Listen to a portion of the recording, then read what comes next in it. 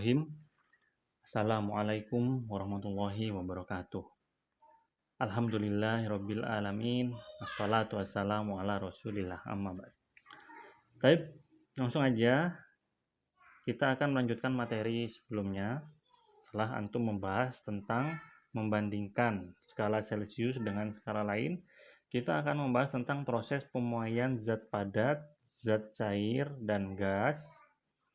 Setelah itu, pengaruh perbedaan koefisien muai zat, prinsip pemuaian dalam teknologi. Kita akan membahas 4 slide ya.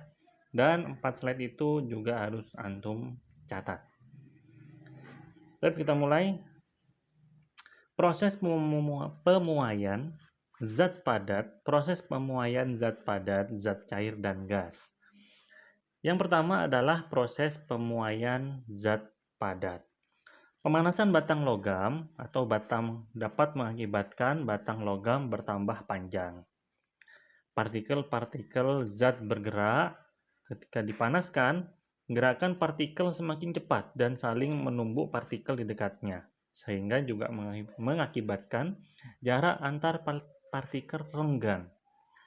Akhirnya mengakibatkan zat padat bertambah panjang. Jadi kalau antum memanaskan ya, zat padat seperti besi atau hal-hal lainnya, dia tuh akan bertambah panjang. Contohnya rel kereta api ketika di musim kemarau itu dia tambah panjang. Makanya antara sambungan rel itu selalu ada jarak. Itu untuk mengakomodir perubahan atau pemuaian yang terjadi pada logam besi rel ya. Juga terjadi pada jendela atau pintu. Biasanya kadang kemarin kok enak, sekarang nutupnya kok seret. Nah, itu karena terjadi pemuaian. Selanjutnya adalah proses pemuaian zat cair.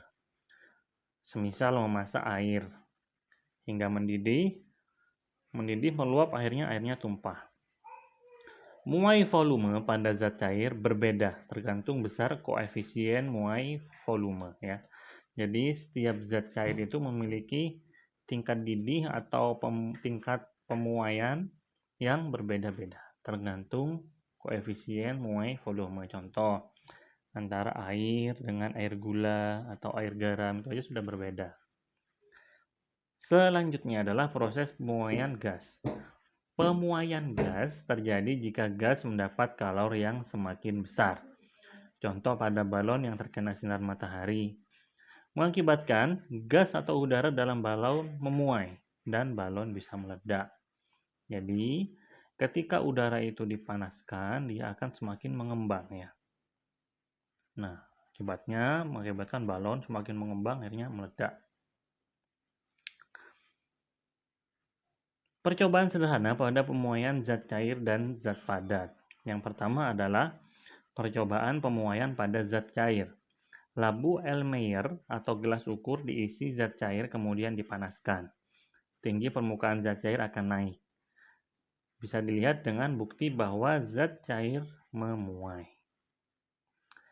Percobaan pemuaian pada zat padat. Alat percobaan disebut Maschenbroek. Batang aluminium, tembaga, dan besi pada Maschenbroek akan memuai ketika dipanaskan. Pengaruh perbedaan koefisien muai zat.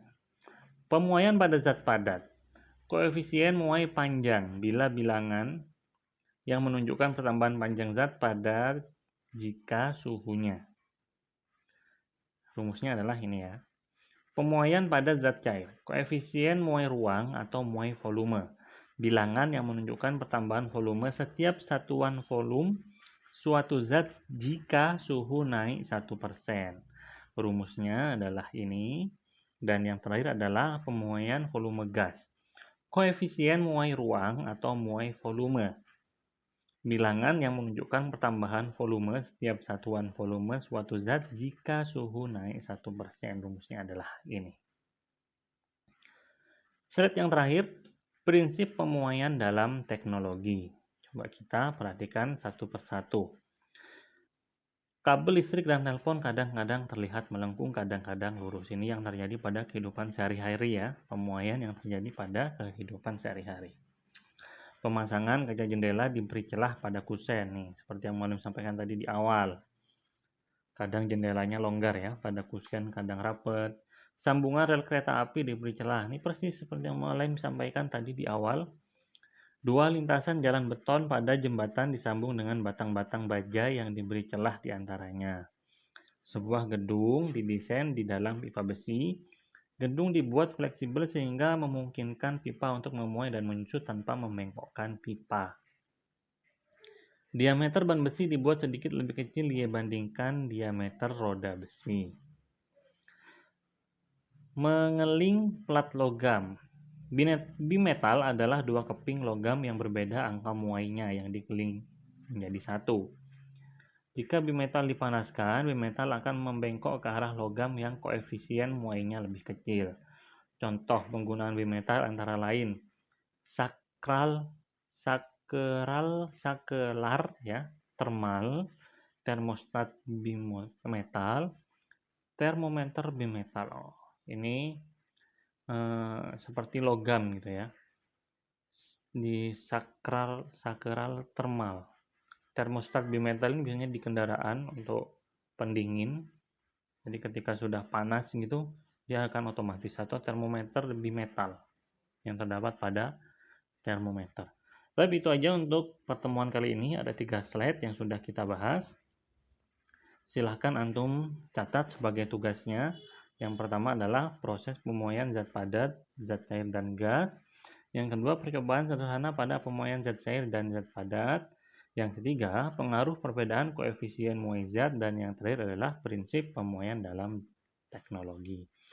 4 slide itu antum catat di buku tulis dengan rapi dan difoto dengan jelas. Di-upload ke link Google Form yang akan Mualim taruh di bawah video ini. Jika ada pertanyaan, antum bisa langsung tulis di kolom komentar agar tidak perlu ke WA. Takutnya pertanyaan antum tertumpuk dengan WA yang lain. Jika ada kesalahan atau kekurangan dalam penjelasan Mualim yang Mualim sampaikan, Mualim mohon maaf yang sebesar-besarnya. Barakallahu fikum. Assalamualaikum warahmatullahi wabarakatuh.